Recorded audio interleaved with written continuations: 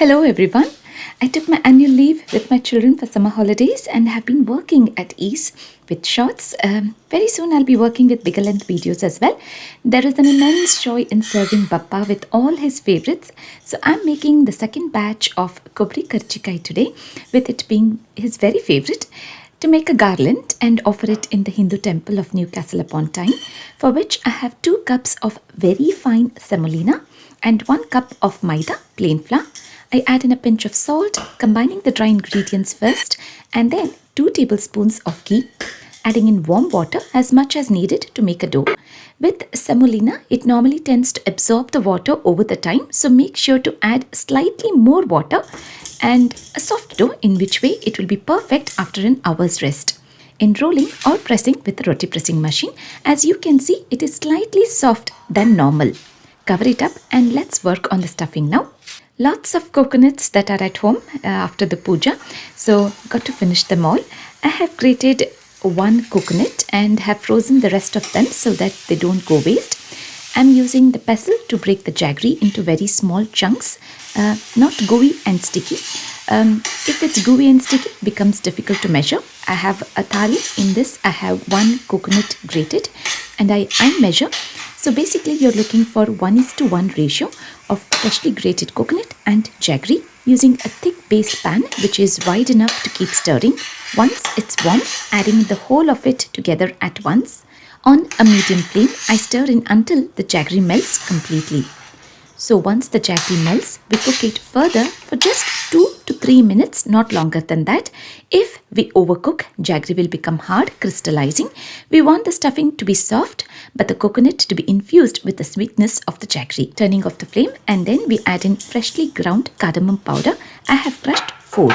We allow it to cool down, giving it at least 20 minutes time to cool down, and then in a kadai, adding in oil to deep fry. I'm using my roti pressing machine for the easy process. I have the details left in the description box, so please kindly have a look if you want to buy one for yourself. Placing the butter sheets on both the sides, I smear very little of oil on both the sheets, taking small size of dough to press down. I have done this. I have a dumpling maker mold that I place in and use 2 spoons to fill in the stuffing. This way our hands will not be sticky and we can continue working, and also we will get the right portion of stuffing in the center, not less, not more. Press and peel off the excess. They get done very fast, and once I have 21 ready, I deep fry them in batches.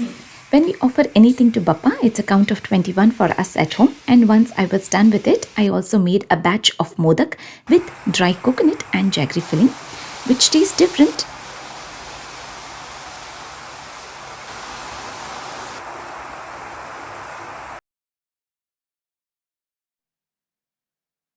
And now, here is an interesting bit. I take a big portion of dough, press it into big dimension, just like chapati, and using a scale measurement at an inch gap, I measure and cut into thick, long strip, and turn around horizontally to measure 12 centimeters, taking off the excess dough from all sides.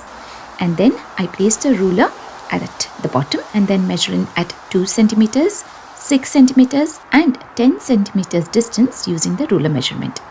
I use a chopstick to make the hole in the dough. If you're wondering what is it, I'm making a garland in 3 rows, so creating a little stand using the dough, in which way the mala garland will not be disturbed. So basically the whole of the mala will be edible. I will need only 2 of them, but I have few more extra just in case. I deep fry them as well, ensuring they are in straight line. Now that I have all the elements ready, I have cleaned the kitchen countertop, and it's important to get a template. All this was just an imaginary idea in my head so far, so now. So that you will not go wrong if you have a template.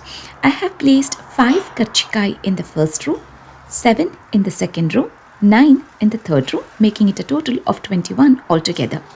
I'm using Malteser's chocolate as they are round in shape and soft to pierce, giving it a complete mala look. And to complement as well, I place the long strip in between the chocolates and karchikai. Make sure to take big long thread, plenty enough for the row. I also felt the need of having Maltesers in between every karchikai to another. I realized this when I had placed them together. Also, you can just pick what's next in the row to the needle and the thread, making it easy. I placed the long strip piercing the thread in the first hole, completing the first line, and then I take another much bigger length thread to get 7 karchikai in. Yes, it's important to have big long needle to make any kind of mala. This way, completing the second row, leaving good amount of threads on both the ends. Working on the last row now with 9 karchikai. So I have 1 chocolate and karchikai placed next to each other throughout the garland. Spreading evenly, ensuring there is no gap, and then I pull the ends to tie together. I added extra thread to tie at the back. It's gonna go good, done. I'm very pleased and very happy the way it's turned out, just the way I had imagined it to be. The long strips have absolutely worked its magic, ensuring the lines are not disturbed. It was so easy to carry as well to the temple. I'm using a big tray to place the mala, and here we are at the temple, and this is Vyas Panditji placing the mala on Bappa.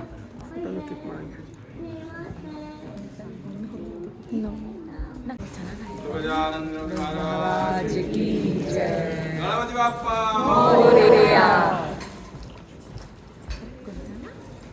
So happy to have their blessings. Ganapathi Bappa Moriya.